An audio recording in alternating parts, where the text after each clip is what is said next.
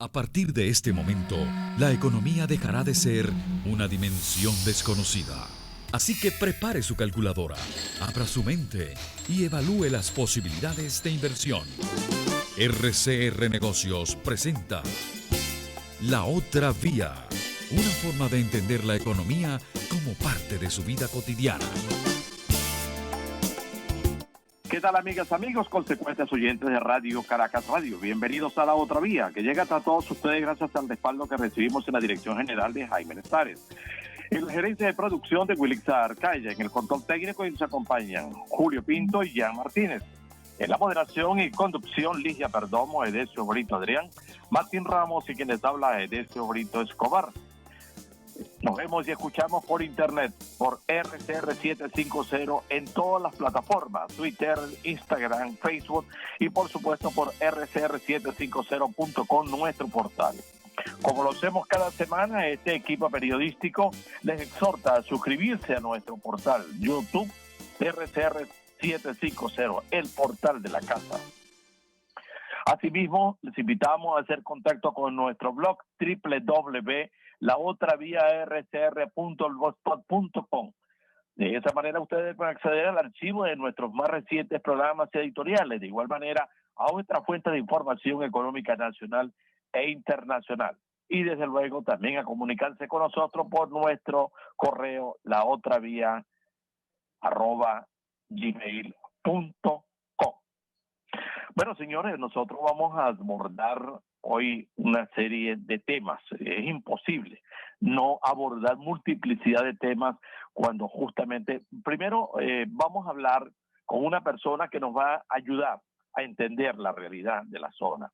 Pero adicionalmente, porque definitivamente la semana ha estado muy movida, se han planteado una serie de circunstancias y de hechos que nos van a ir llevando también a tratarlo a manera no amigable, sino una manera de verdadero sentimiento venezolano por la situación que se nos plantea en esta zona. Yo voy a hacer una introducción sobre la zona, la realidad de la zona, y luego identificamos a nuestro invitado, a quien desde luego le corresponderá a Ligia iniciar, con quien le corresponderá a Ligia iniciar la conversación. Vamos a hablar del Estado Bolívar. Un estado de posibilidades excepcionales. No nos olvidemos que el Estado Bolívar son nada más y nada menos que el 12% del territorio nacional. 111.843 kilómetros cuadrados, en donde adicionalmente reside una representación, porque lo tenemos que denominar de esa forma, 190 comunidades indígenas. ¿Qué es lo que tiene el Estado Bolívar? Una actividad económica en la que se disputan liderazgo, la minería, la naturaleza y desde luego las expectativas. El Estado o la región, el centralismo y la negación de lo que ha venido sucediendo en el Estado Bolívar, pues nos lleva a nosotros a esta conversación inicial. Nosotros creemos que la zona, sus problemas, la economía, lo social, nos lleva, nos impone que tengamos varios programas sobre esto. Pero bueno, como lo decíamos anteriormente, será la conversación la que nos permita llevar al fondo el análisis del tema. ¿Por qué nosotros estamos apelando a un amigo, a un gran conocido? Bueno, porque creemos que cuando está de por medio la voz de un empresario, el empresario tiene no un sesgo, sino una visión de la realidad. Si analizamos el hecho con un economista, el economista tiene también a su vez una apreciación específica con respecto a la zona y a ciertos hechos. Y es por eso por lo que nosotros estamos buscando a alguien, y es quien nos está acompañando este día, a quien conocemos desde hace muchísimos años, con quien compartimos responsabilidades personales, a nivel profesional, a nivel académico, y porque definitivamente lo que sí nos da es la ventaja del hecho de que por vivir en la zona, haberse decidido a salir de Caracas y ubicarse en la zona, comienza a tener una visión mucho menos sesgada en lo que es el enfoque de la realidad del sitio. Esa persona se llama Jacinto Marín Rojas. Jacinto Marín Rojas no solamente es un educador, sino que adicionalmente es un individuo inmerso en el ámbito gremial empresarial. Educador, lector, analista, un venezolano identificado con la importancia y utilidad de lo que es la producción en un ambiente de libertad y condiciones productivas. Sectores del comercio y del servicio en este momento lucen impactados con la influencia de lo que ha sido en la economía en el estado Bolívar. Y sobre esta realidad, Jacinto inclusive escribe semanalmente. No he conocido a otra persona relacionada con lo que es la actividad gremial como Jacinto en cuanto al análisis consistente, persistente y detenido de lo que está sucediendo en el estado Bolívar. Así que vamos a asumir que tendremos una conversación amena y desde luego con el fin de que sea realmente motivadora para que los venezolanos que nos están oyendo dentro del país y fuera de él también se familiaricen con tantos y uno de los elementos que hacen posible la economía en esa región, el ambiente social influido por la parte turística y, por qué no decirlo, por las conflictividades que se dan entre Venezuela y otros países a nivel fronterizo. Ligia. Nada, bueno, podríamos comenzar planteando un poco cuál es la situación en este momento del sector privado en Bolívar. ¿Cuál es, si es que hay alguna diferencia por ser un estado fronterizo con el resto del país y de alguna manera cómo se ha ido cambiando, cómo se ha ido transformando el sector por los obstáculos más recientes que hemos tenido en el país, como han sido, bueno, la escasez del diésel, cómo ha sido la dolarización de facto, cómo están sobreviviendo en este momento los empresarios o cómo están manteniéndose mejor los empresarios hoy en día. Comienzo agradeciendo la invitación, sobre todo para referir a una zona y a una economía que tiene características muy especiales, pero que también se observa de que hay una subestimación en el debate público con relación al potencial económico de Bolívar y de Guayana en general. Es impresionante ver la concentración de recursos naturales que hay en esta zona. Es impresionante realmente. Oro, diamante, coltán, hierro, aluminio, electricidad, agua. Cuando uno hace el comparativo con otras regiones del país, uno ve que Guayana tiene una condición muy especial y bastante diferente a lo que es el resto de Venezuela.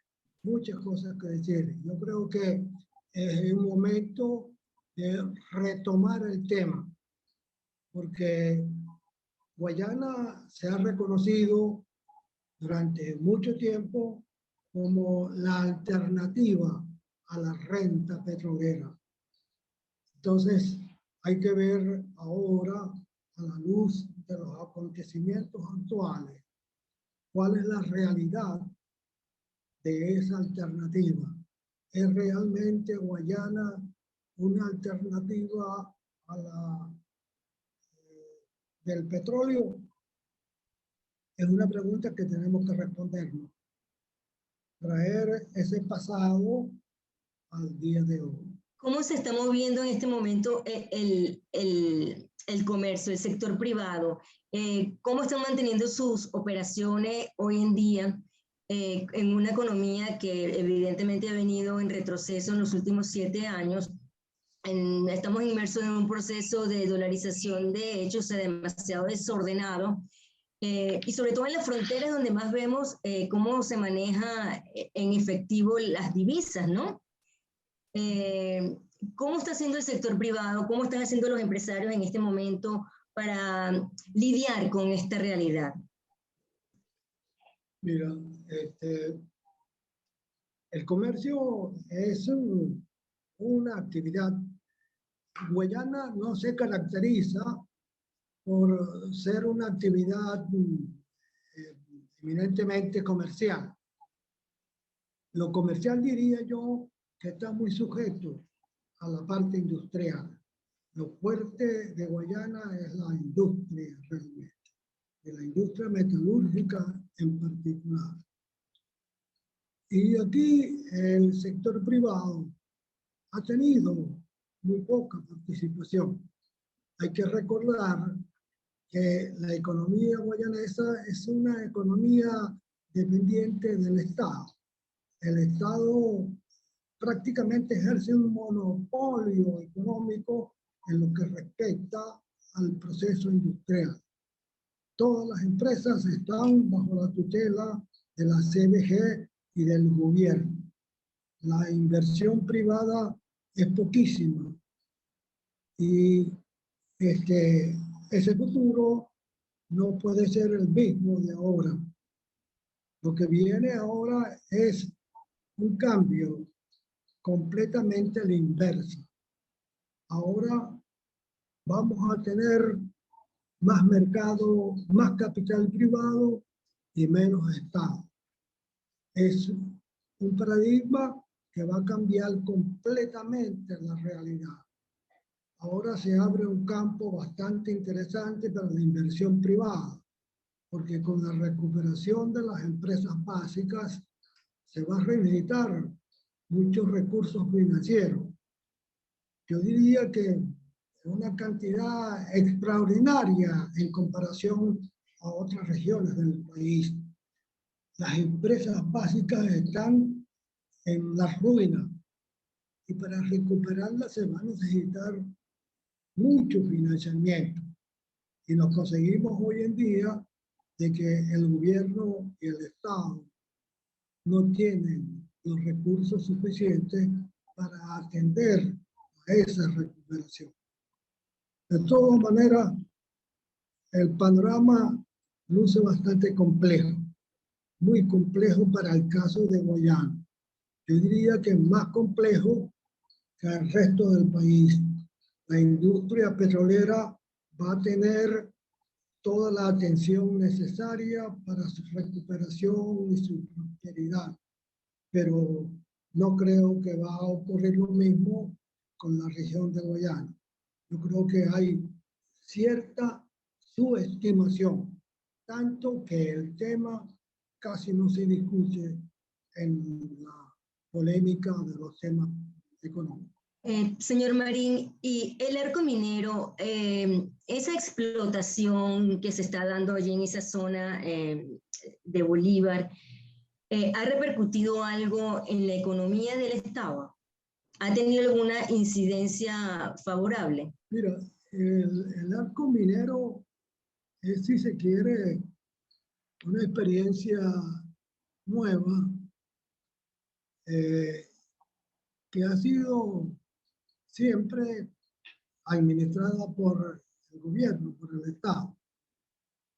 Y se sigue el mismo esquema de las demás actividades en el plano industrial. Y no se puede hacer una evaluación ahora de fracaso o éxito, porque el caso está en que el recurso oro está allí, explotado de una forma irregular, porque hay la presencia de mafias y la violencia se ha apoderado mucho de la explotación y la comercialización del oro.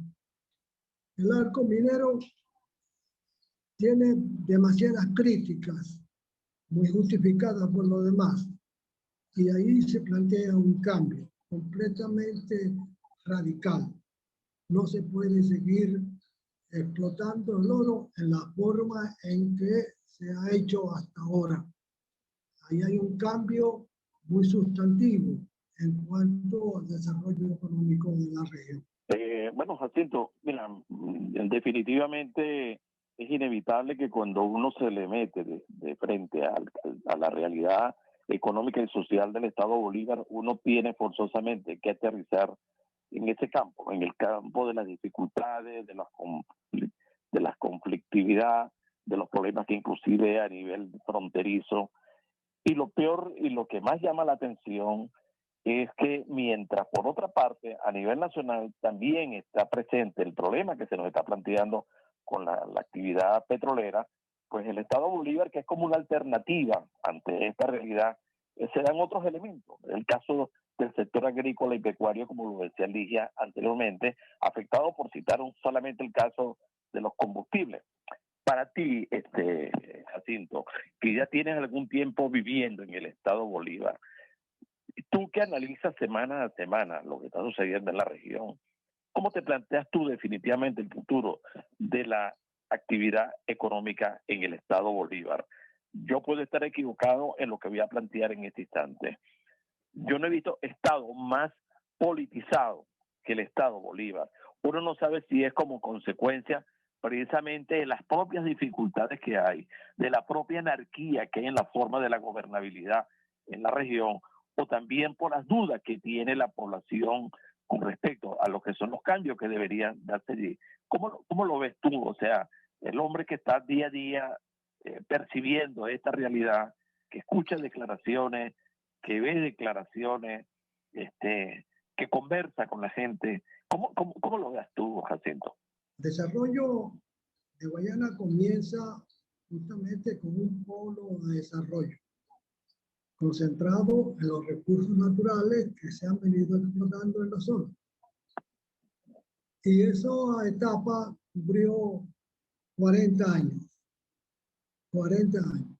40 años de auge, de evolución, de prosperidad. Y todo comenzó con el desarrollo de 3 centros muy importantes. Desarrollo hidroeléctrico, con Guri como potencial extraordinario. El desarrollo metalúrgico y finalmente la ciudad modelo. Esos 3 centros evolucionaron. Puerto Ordaz se convirtió en una ciudad modelo comparable a las mejores de América Latina. Pero eso evolucionó de manera positiva hasta que llegó un momento y hubo marcha atrás. Lo mismo ha ocurrido con el desarrollo metalúrgico. Las empresas básicas están en quiebra, en ruina, y la parte eléctrica sigue produciendo, claro. Hay un potencial también extraordinario, pero ya sabemos que en electricidad andamos bastante mal en Venezuela. ¿Tú crees en la posibilidad de que puedan haber aperturas en la región a partir de la participación de la inversión privada nacional e internacional? ¿Tú crees que eso no es posible? Porque no olvidemos que en Venezuela existe algo claro, y que esto es un tema ya de orden histórico, ¿no? Es la concepción y la creencia de que solo el Estado puede hacer los grandes cambios de inversiones en Venezuela. Y es por eso por lo que inclusive hasta nuestra propia Constitución tiene allí planteado que las industrias básicas, que la actividad petrolera tienen que estar permanentemente en manos del Estado. O sea, no pueden darle espacio y participación a la inversión privada. ¿Cómo te planteas tú una evolución en la actividad económica regional si justamente esos principios de orden ideológico y político están allí convertidos prácticamente como especie de una pared que no abre espacio, no abre luz para que puedan haber cambios de fondo? Sí, no hay una estimación, una cuantificación de la inversión que se requiere para la recuperación de las empresas básicas. Pero se trata de un emporio industrial. Son más de 30 las empresas que están bajo tutela de la CBG y están en condiciones de un deterioro excesivo.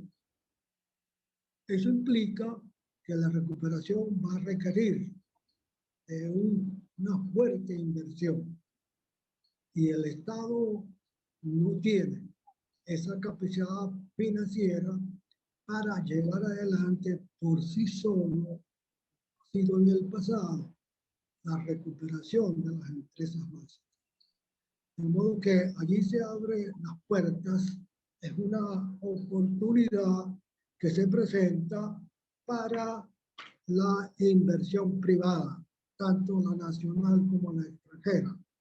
Es una oportunidad, yo diría, indispensable, la participación de la inversión privada en el nuevo desarrollo de Guayana, porque el Estado, ya lo hemos dicho, no dispone de los recursos necesarios para hacerlo por sí solo, como lo ha hecho en el pasado.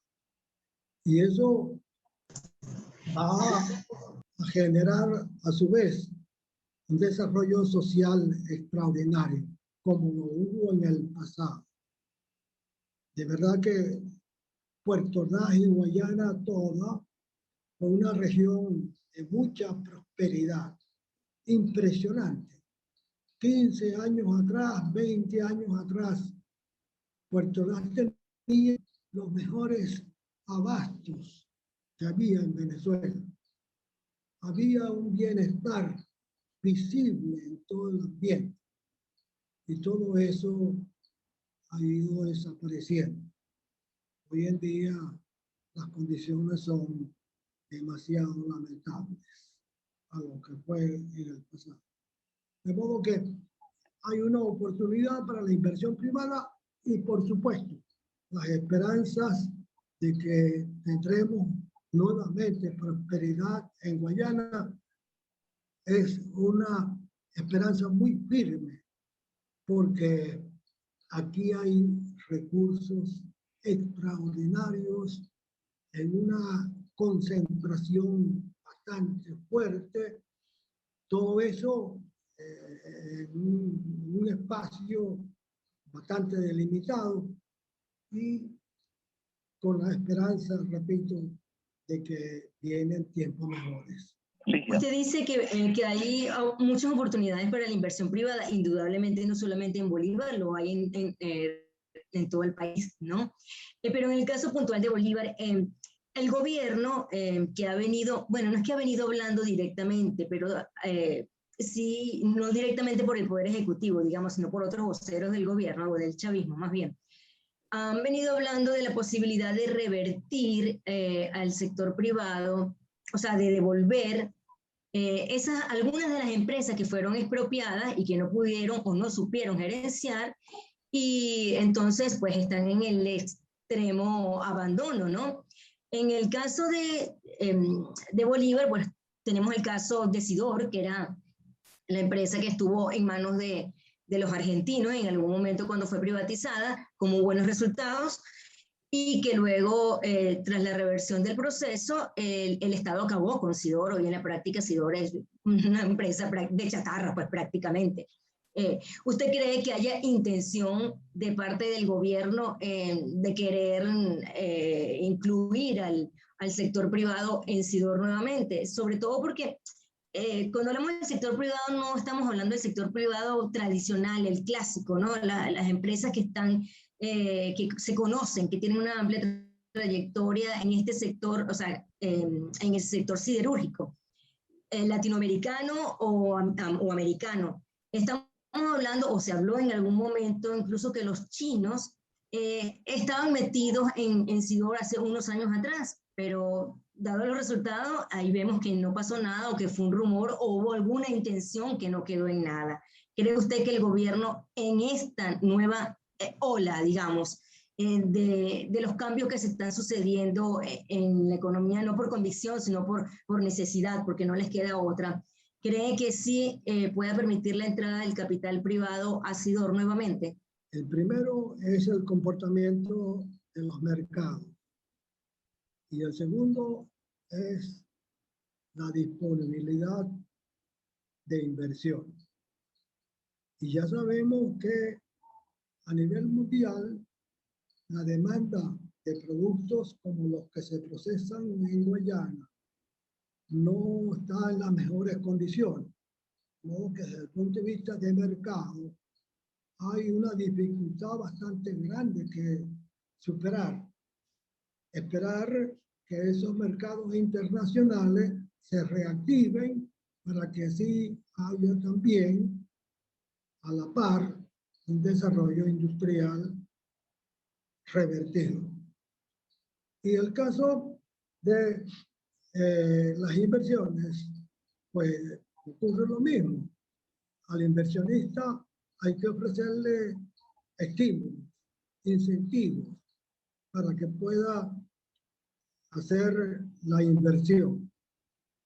Y eso plantea también una política para la incentivación de esos capitales. De modo que no es cuestión de que se planifique y se establezca una meta, un objetivo desde el punto de vista nacional. Hay que verlo desde el punto de vista internacional, porque los productos que se elaboran en Guayana tienen un alto consumo en países desarrollados. Si China sigue en su avanzada de desarrollo, pues es una esperanza de que hay un mercado, por decir uno de tantos. En todo caso, estamos supeditados a esas limitantes. Hay una limitante, Jacinto, y es inevitable que cuando uno habla de apertura para nuevas inversiones, bien sean nacionales a nivel privado o a nivel internacional, pues siempre se plantea el tema es de la confianza, el elemento y factor confianza. ¿Tú crees definitivamente en que, con excepción del caso de China, pudieran o no haber otros países, otras regiones del mundo interesadas en poder participar en lo que es la actividad industrial venezolana en el estado Bolívar? ¿Tú ves eso factible? ¿Qué se ha expuesto a nivel inclusive del sector privado venezolano? Porque al sector privado venezolano siempre se les tiene al margen, se le convoca a reuniones, se les cita a encuentros y al final nada concluye. O sea, allí no se manifiesta realmente realidades de que quiera haber puedan haber posibilidades de verdadera apertura a la inversión privada, tanto nacional como internacional. Estos últimos 20 años ha sido de un atraso tecnológico tremendo en la región. Y entonces no ha habido la adaptación tecnológica para mejorar la producción. Y otro factor muy importante es la diversificación de la producción industrial en Guayana. Aquí ha habido históricamente una producción de materias primas, pero no ha habido un procesamiento de productos terminados. Hay una gráfica que yo utilizo y me es muy útil. Cuando uno va a una ferretería y uno ve el mostrador de esa ferretería, uno ve la cantidad de herramientas que hay que se hacen a base de hierro y madera. Y resulta que el hierro y la madera son productos abundantes en la región, que se producen acá. Y sin embargo, aquí no hay una fábrica de clavos, de tornillos, no hay una fábrica que produzca tapitas de botella con el aluminio. Entonces, todo se ha concentrado en la producción de materias primas que son exportables y por supuesto también se consumen a nivel nacional. De modo que la diversificación de la producción en la región de Guayana en una nueva etapa es una condición de primero. Bueno, nosotros continuamos nuestra conversación con nuestro invitado de esta mañana, de este día, Jacinto Marín Rojas. Como lo decíamos al comienzo de la presentación de él, argumentábamos dos cosas por las que lo teníamos este día. En primer lugar, porque pensábamos hacer varios programas con respecto a la economía y la situación social del Estado Bolívar. Después, porque Jacinto es un individuo que vive en la región, que no solamente se ocupa de analizar diariamente lo que sucede en el sitio, sino que por ser tan cuidadoso, meticuloso en el análisis de la parte económica y social, obviamente a uno se le hace más, no más cómodo, ese no es el concepto, diríamos que más libre, porque no tienes a una persona que si fuera del sector privado, y no estamos hablando nada en contra del sector privado en este instante, pues bueno, a lo mejor tendríamos un sesgo en la respuesta.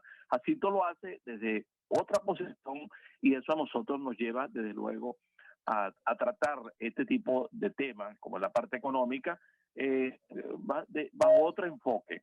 Ese otro enfoque justamente nos lleva a esta parte de esta conversación, a algo que nosotros hemos querido analizar, exponer en la otra vía. Profesionalmente, los periodistas que estamos en la otra vía, Martín Ramos, Edelso Brito Adrián, Ligia Perdomo y quien les habla, Edelso Brito Escobar, el trabajo periodístico ha estado relacionado con la fuente económica y parte de esa fuente ha sido el sector privado. En este momento, con Jacinto, aprovechando no solamente que conoce a fondo el tema, sino que adicionalmente nos permitirá darle unos elementos nuevos a quienes nos escuchan.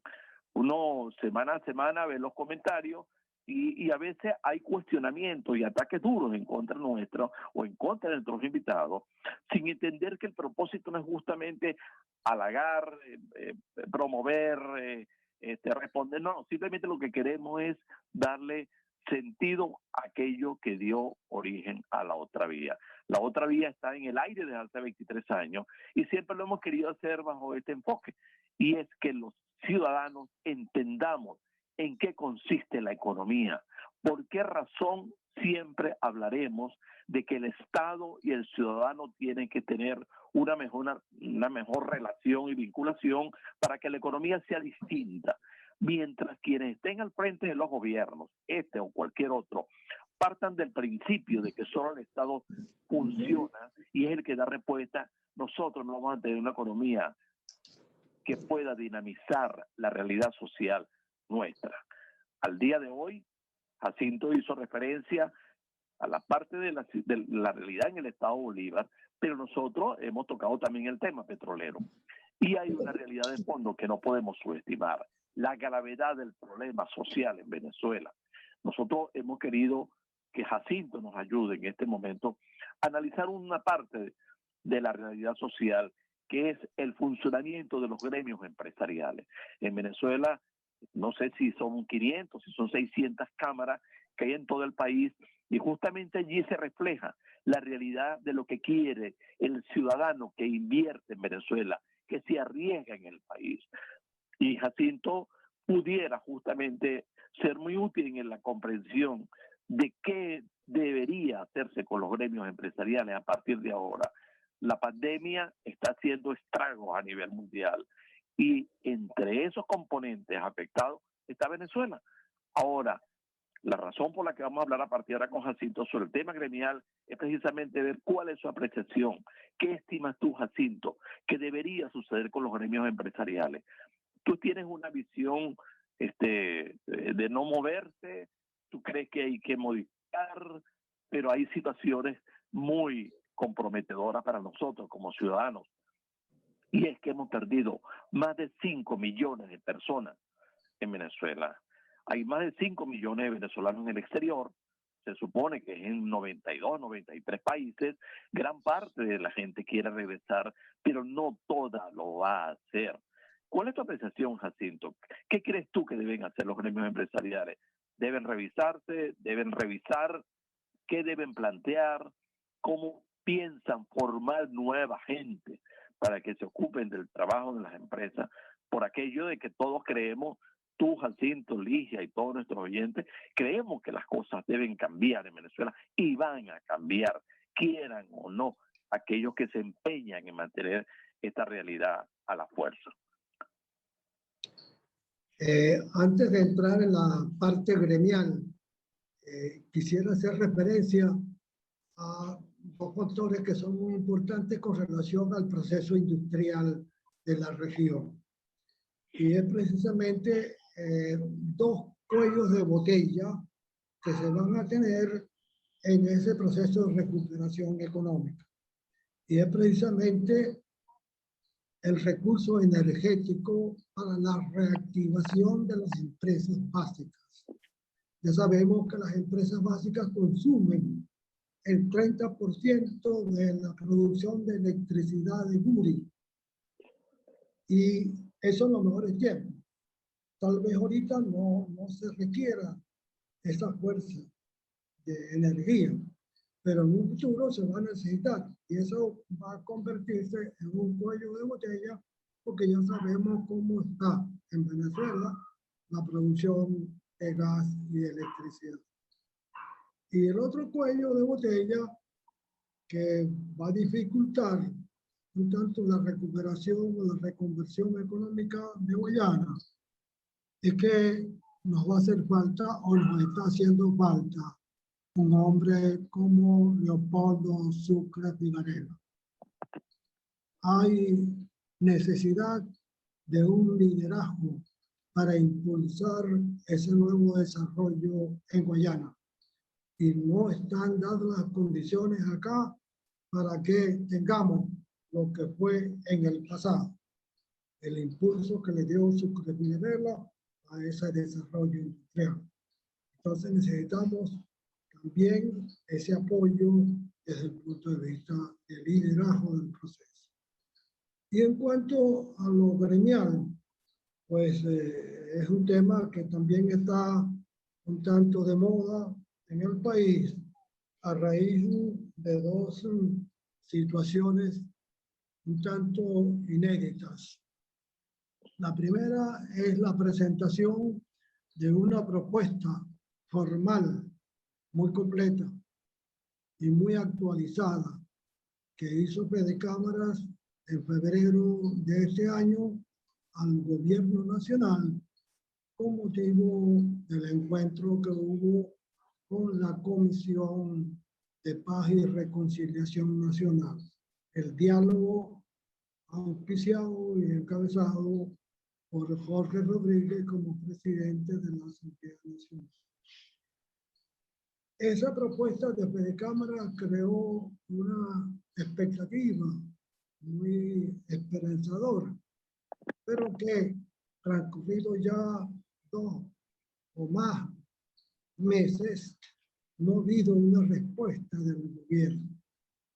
Y eso implica que las expectativas no sean tan halagadoras y de optimismo. Si no ha habido oportunidad para el gobierno de responder la propuesta de Fedecámaras, es decir, ¿qué podemos esperar de ahora en adelante? De modo que no es muy alentadora la situación para la respuesta que requiere el gremio empresarial de Venezuela. Y la otra situación inédita también que se ha dado en estos últimos meses ha sido el plan de vacunación de Fedecámara, que también fue presentado al gobierno una propuesta bondadosa que facilita la vacunación en el país, y a estas alturas tampoco hay una respuesta del gobierno a esas dos propuestas que son muy importantes para su desarrollo en los próximos meses. Entonces ese diálogo donde se supone que se va a incorporar al sector privado, pues es algo retórico. Hasta ahora ha quedado en eso y no ha habido nada concreto. Tomando eso en cuenta, entonces, ¿qué posibilidades habría efectivamente de que ustedes, el sector privado, el que está enclavado en la zona, pueda ser tomado en cuenta para futuros planes, para desarrollos de la región?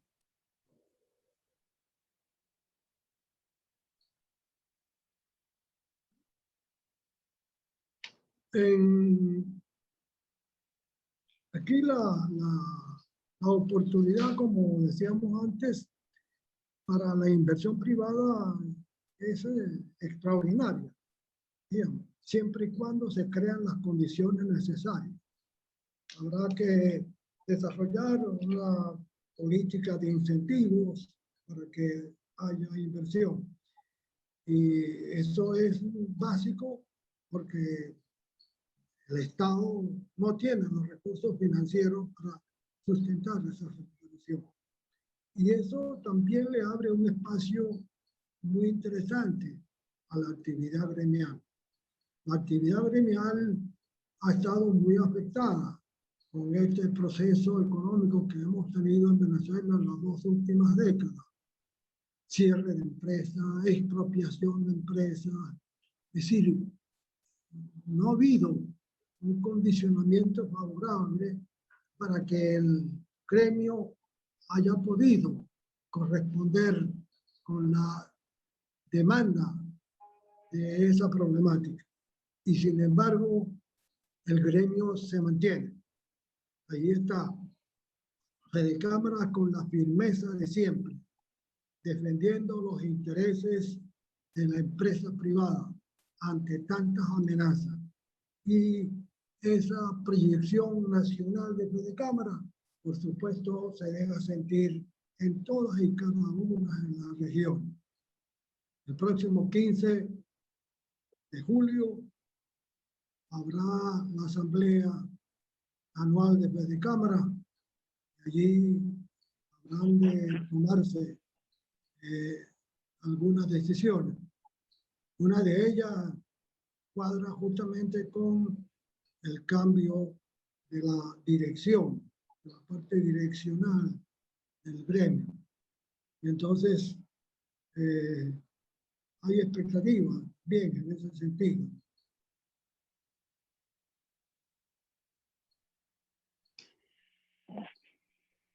Bueno, vamos, obviamente ya con el mes de mayo ya han comenzado los eventos dentro del sector empresarial. Nosotros queremos recordarles a quienes nos sintonizan a través de Radio Caracas Radio que los gremios empresariales en Venezuela no solamente están diversificados a nivel del territorio nacional, ¿no? Sino que adicionalmente hay regiones en donde, dependiendo de la actividad económica que se lleva adelante, pues hay determinado tipo de cámara. En otros, por el contrario, hay cámaras estructuradas para responder a todas las actividades económicas. Hace 2 semanas nosotros inclusive teníamos como invitado a un representante del sector agrícola y pecuario del estado portuguesa, y él justamente nos hablaba de que en Venezuela, por ejemplo, hay 17 estados donde se desarrolla la actividad agrícola y pecuaria. Hay otras en donde pesan mucho las cámaras a nivel de los puertos, la actividad portuaria, y de ahí el origen de las cámaras centenarias que se llama desde el sector empresarial. A uno, desde luego, Jacinto, no sé, la misma Ligia también puede plantearlo en este momento, ¿no? Con respecto a esto que voy a exponer. Y es la prolongación de una realidad histórica que nos ha afectado a los venezolanos. Es la creencia de que solo el Estado puede hacer las cosas buenas o mejores. Y entonces siempre el sector privado es un invitado ocasional que se le da una atención dependiendo también aquello que le atrae, le motiva al sector gubernamental. Esto ha provocado, desde luego, una posición que no ha sido favorable para Venezuela y para los venezolanos. Y es que el sector político, que es el que hace justamente el trabajo de ser mañana gobierno, no ha querido o no se ha planteado definitivamente propiciar un acercamiento con el sector que promueve el riesgo de la inversión. Esto, lamentablemente, en los últimos años se ha radicalizado, se ha comprometido, se ha manifestado en una realidad que no hace posible el entendimiento. Jacinto se refería a estas reuniones que hubo con el gobierno, que las ha habido, pero bueno, Jacinto, nosotros, los periodistas que intervenimos en la otra vía, y tú mismo que también has tenido relación personal y profesional con el sector empresarial, sabemos que cada año, en cada asamblea, hay una serie de propuestas, hay una serie de reflexiones y consideraciones. Y sin embargo, todas esas propuestas del sector privado se queda casi en nada. O sea, siempre se ha dicho, bueno, el sector privado no ha sido consecuente en la reafirmación de su planteamiento. Sin embargo, la apreciación que uno tiene es que tampoco de parte de quienes desarrollan el trabajo político y que luego son gobiernos, sencillamente creen más en la voluntad, capacidad, fortaleza del Estado y no tanto en la del sector privado. El sector privado, al fin y al cabo, es una expresión de lo que es la ciudadanía que quiere y cree en su país, que arriesga dinero y capital en el país, procura justamente de lo que es la generación de efectos positivos, de bienestar, y eso no ha sido posible mantener. Ustedes, tú, Jacinto, ¿cómo te lo planteas tú a futuro? ¿Tú crees definitivamente que estos cambios que se van a dar ahora en los gremios empresariales se van a ocupar de buscar más acercamiento con el gobierno o con los gobiernos, o por el contrario optarán por hacerlo individualmente y ir a propuestas que definitivamente se traduzcan en respuestas positivas? Si es que podemos definitivamente creer en que pueden haber cambios en la conducción del Estado y desde luego en la voluntad de que haya riesgos de nuevos capitales en el país. Porque como tú decías, no hay dinero a nivel del Estado para que las inversiones puedan darse en las condiciones como se necesitan. Pero también hay que crear condiciones para que el riesgo privado, sea nacional o sea internacional, se manifieste en el país, ¿no? Sí, el futuro es muy promisor para una alianza entre sector público y sector privado. Yo diría que es inminente esa alianza para la recuperación económica del país. Y eso crea retos a la organización gremial, retos muy importantes. Le va a corresponder al gremio, en buena medida, establecer la orientación de lo que debe ser el nuevo desarrollo.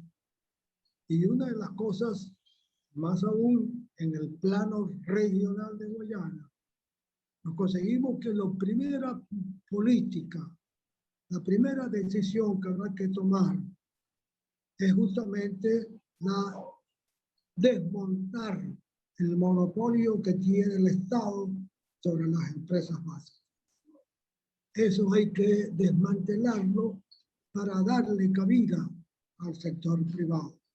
De modo que la desmonopolización de la economía regional es un planteamiento que le va a corresponder al gremio empresarial venezolano promover y hacerlo cada vez más factible en su desarrollo.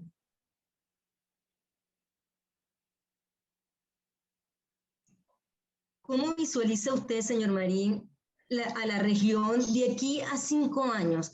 Estamos en un punto muy, muy malo, muy oscuro en este momento en el país.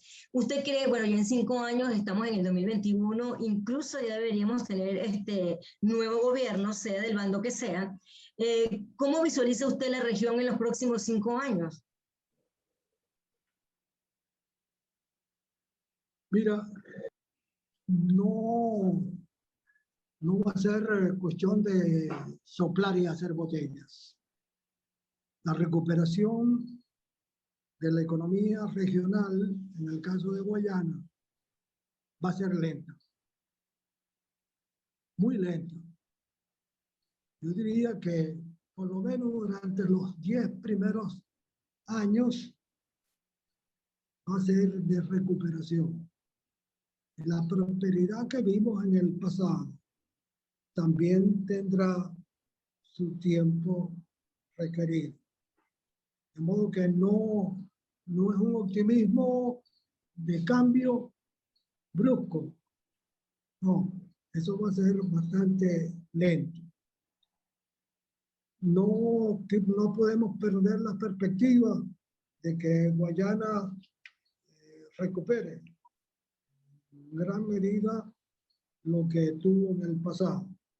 Es impresionante recordar el nivel de bienestar que se tenía en esta región. Tremendo. Y no solamente el bienestar, sino el desarrollo de las fuerzas vivas del país. Aquí en Guayana tuvimos el desarrollo más completo, de mayor fortaleza en la parte sindical. Y la contratación colectiva fue una fuente que generó el bienestar en gran medida, porque esa contratación colectiva entre los sindicatos existentes para el momento y las empresas básicas dio muchas facilidades y muchas condiciones. El caso, por ejemplo, de la salud, la protección de la salud de los trabajadores. Eso generó una red de servicios médicos en la región, que ahí están, prácticamente con poca ocupación, con poca utilidad, por las mismas razones de la situación. Pero esa alta densidad de centros de atención de salud aquí en la región se debió justamente, o buena medida, a la contratación colectiva que tuvieron los sindicatos con las empresas básicas. Eso es algo importante.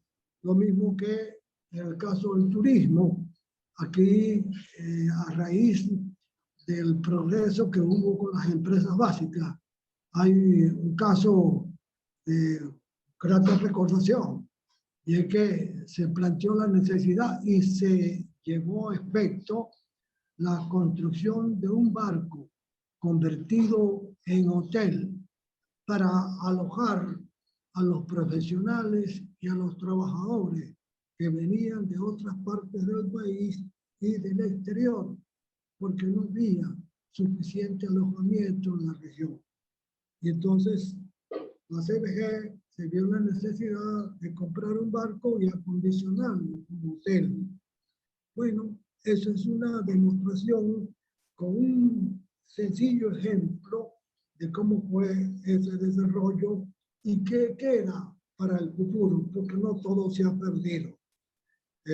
Aquí esta red de servicios médicos, de clínicas y hospitales del sector privado, ahí están, es un potencial, es una infraestructura que está muy recuperable para una reactivación rápida.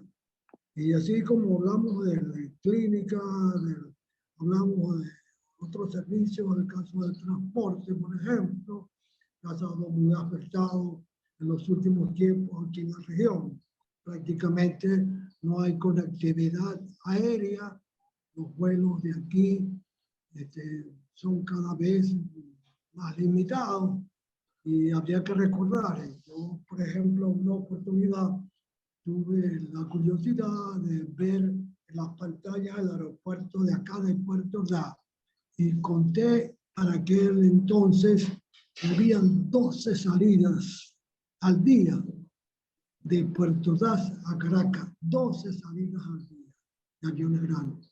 Hoy en día, para uno conseguir un cupo que lo traslade de aquí o cualquier otra parte de Venezuela resulta bastante difícil. Pero allí están la infraestructura que se desarrolló y que estará disponible para un nuevo desarrollo.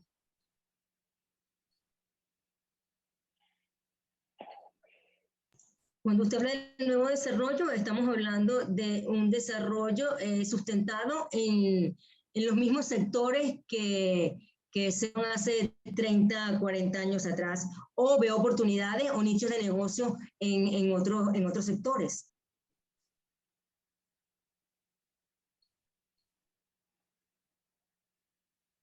Mira, no soy muy aficionado a la sostenibilidad del desarrollo. Es un concepto bastante común, muy actualizado en materia económica, pero creo que es un concepto muy ambicioso, porque el desarrollo sostenible implica garantizar condiciones favorables para el desarrollo de las nuevas generaciones, además de garantizar el desarrollo actual. Entonces, ese compromiso de futuro para un desarrollo no es confiable, dado los altibajos que hay en los procesos de la economía. Entonces, el desarrollo lo viene dado en este caso de Guayana por los recursos naturales que están disponibles y que ya han sido procesados durante más de 60 años. Y ahí está, y eso habrá que continuar. Y surgen nuevas expectativas también en la parte industrial, el coltán, el diamante, bueno, y otros recursos naturales que no están todavía suficientemente desarrollados. De modo que el desarrollo sustentable, entre comillas, para mí, concepto, es también, forma parte de ese proceso que estamos en expectativa. Bueno, muchísimas gracias, señor Marín, por haber... Sí, justo le estoy dando las gracias al señor Marín por haber aceptado la invitación, habernos acompañado en esta nueva edición de La Otra Vía. Muchísimas gracias. Me gusta mucho, señor Marín, que haber reflejado esa realidad, la realidad, como digo yo, la realidad real y no la realidad optimista, pero la realidad en la que estamos ahora, que no es nada halagadora, pero siempre con una proyección de esperanza, siempre con una perspectiva de que las cosas van a mejorar. Agradecido enormemente que nos haya acompañado en este programa y esperamos tenerlo en alguna otra nueva ocasión. Así que nos queda otra que despedirnos a nombre de Jaime Nestares en la dirección de la estación, de Willy Zarcaya en la gerencia de producción, de Jan Martínez y Julio Pinto en el control técnico, de Martín Ramos, Edesio Brito Adrián, Edesio Brito Escobar y quien les habla, Ligia Perdomo. Los invitamos a mantenerse conectados a la programación de Radio Caracas Radio, la radio que se ve. RCR Negocios presentó La Otra Vía, una forma de entender la economía como parte de su vida cotidiana.